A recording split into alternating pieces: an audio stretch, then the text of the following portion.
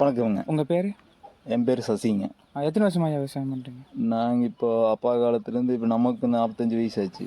45 வயசு விவசாயம். ஃபுல்லாக விவசாயம். ஆமாம். எத்தனை ஏக்கர் போட்டிருக்கீங்க? நம்மளது 5 ஏக்கரா இருக்குது. என்னென்ன பயிர் போட்டிருக்கீங்க?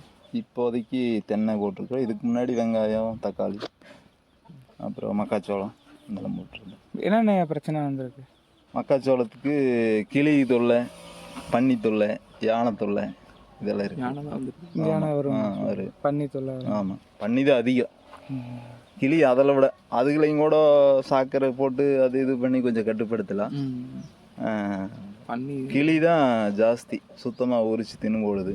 அதனால இந்த வாட்டி போடல மக்காச்சோளம். என்ன பண்ணால் தடுக்கலாங்க? அது என்ன பண்ணுறது, கவர்மெண்ட் பார்த்து ஏதாச்சும் பண்ணாங்கன்னா. இயற்கை வேளாண்மை பற்றி ஏதாவது ஐடியா இருக்குங்களா? இயற்கை ஸ்பாட்டில் செட் ஆகாது. அது நம்ம ஒருத்தர் மட்டும் பண்ணாலும் செட் ஆகாது. எல்லாம் டோட்டலாக மாறினா வேணா பண்ணலாம்.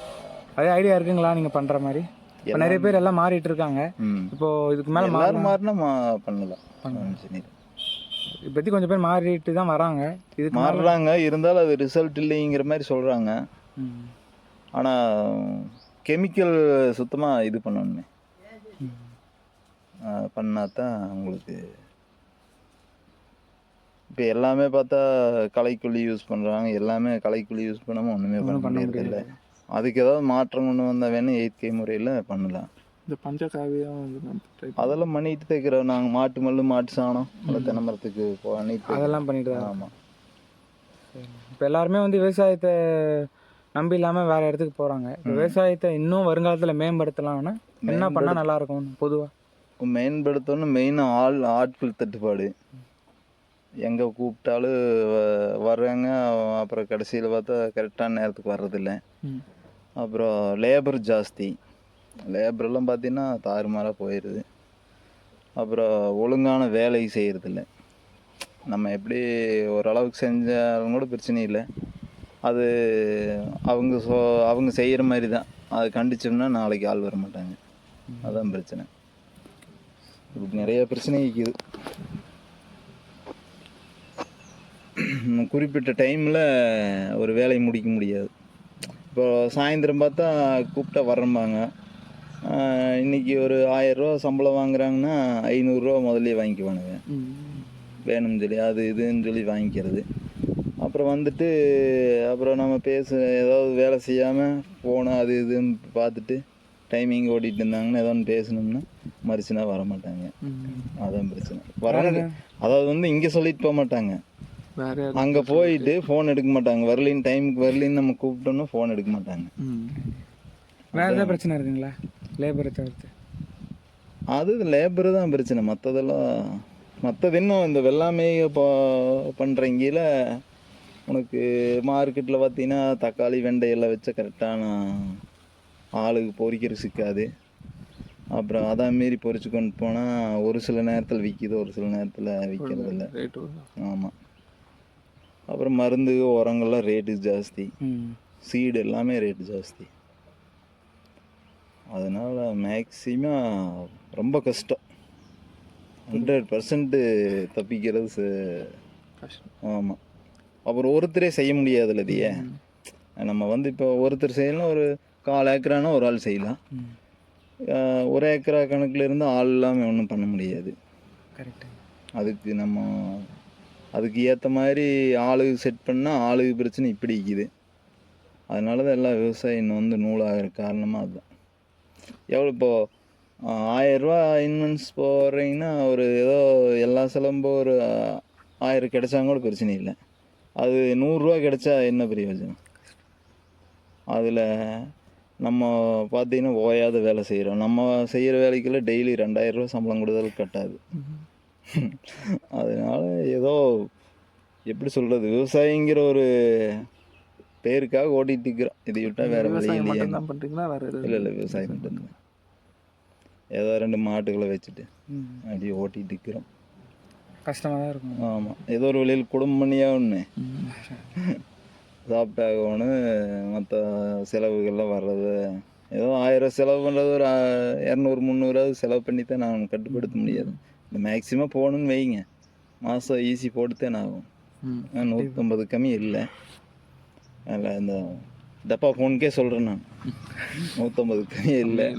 கண்டிப்பாக அப்படி நிறையா விஷயங்க விவசாயத்தில் இருக்குது. வருமானம் கம்மி, செலவு ஜாஸ்தி. ஆமாம். சரிங்க. இதில் ஒரு பெனிஃபிட் என்ன, நம்ம இஷ்டத்துக்கு செய்யலாம், நம்ம இஷ்டத்துக்கு யாரும் கேட்க மாட்டேன், கேட்க வேண்டியதில்லை. அந்த பார்த்தீங்கன்னா எல்லாம் ஆள் பிடிச்சி பண்ணுறது சிரமம். முதல் மாதிரி ஆளுகளும் இல்லை.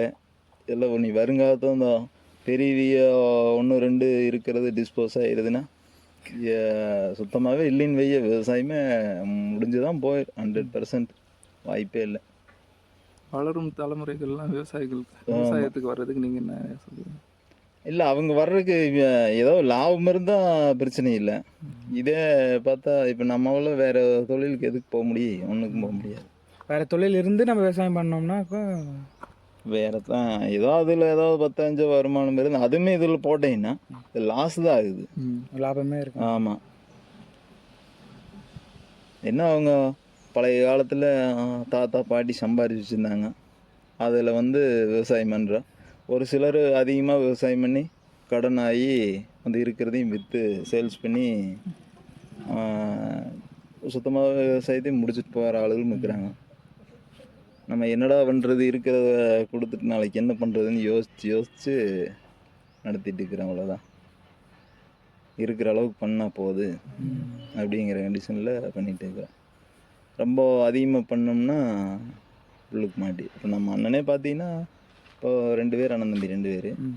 இப்போ நான் குத்தைக்கு பார்த்தேன், அது நமக்கு செட் ஆகலை, லாஸ் ஆகுதுன்னு அதை நான் விட்டுட்டேன்.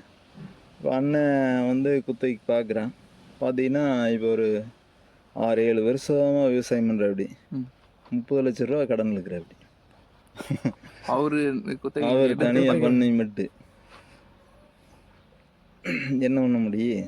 இப்போ பார்த்தீங்கன்னா வெங்காயம் நாங்கள்லாம் கொடுக்குறங்கில 15-20 இப்படி வியாபாரி கூப்பிட்டு கொடுத்தோம். இப்போ பார்த்தா 70-80 ரூபா போகுதுங்கிறாங்க. என்ன பண்ண முடியும்? போட்ட முட்டுவலிக்கே ஆகாது.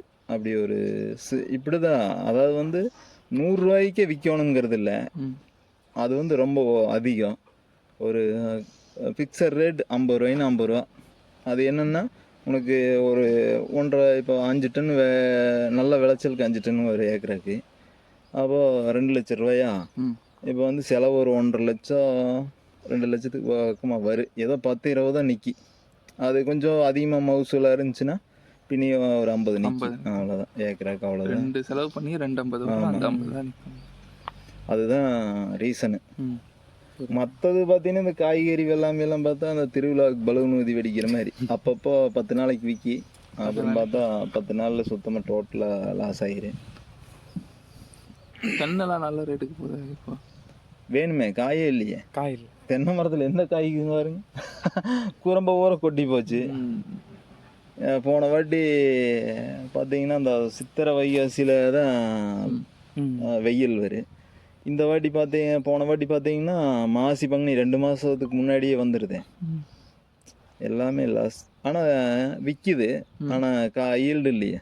இப்போ ஒரு 2 ஏக்கராவுக்கு 3000 காய் உழுகிறது, 500 காய் உழுகுது. அப்போ அதுக்கு என்ன பண்ண முடியும்? இதுக்கு தண்ணி உரம் எல்லாமே இருக்குது, எல்லாமே பண்ணிட்டு இருக்கிறோம். இருந்தாலும் ஈல்டு இல்லையே, ரேட்டு விற்கிது, ஈல்டு இல்லை. உரம்லாம் அப்பப்போ வச்சிருங்க. உரம் 3 மாதத்துக்கு ஒருக்க மாட்டு எரு வைப்போம். அப்புறம் இந்த தென்னை டானிக்கு பூஸ்டர் அது அதிகமாக போடுறதில்ல. அதான் இது மாட்டு கோமையை விட்டுருவோம்.